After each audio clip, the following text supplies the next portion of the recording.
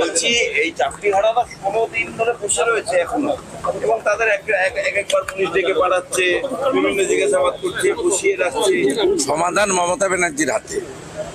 আপনি কালকেও সুপ্রিম কোর্টে যারা গেছিল র্যাঙ্ক জাম্প নিয়ে, তার অর্ডার দেখেছেন। শুক্রবারও আরেকটা কেস আছে। স্ট্যান্ড তো খুব ক্লিয়ার।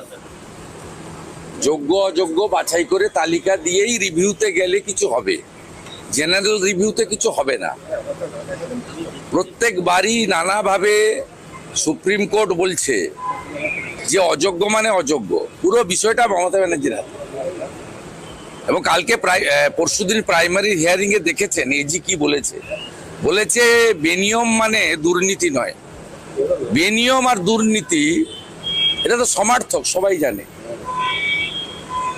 সরকারের এজি বলছে দাঁড়িয়ে ডিএ ওবিসি 26,000 আর আসছে প্রাইমারি, এই চারটাতেই পিসি।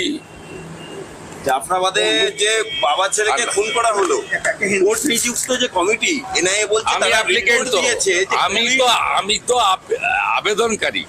শনিবার কোর্ট খুলে মহামান্য কোর্ট যে আবেদন গ্রহণ করে ফ্যাক্ট ফাইন্ডিং কমিটি করেছে, তার 1 নম্বর অ্যাপ্লিকেন্ট আমি।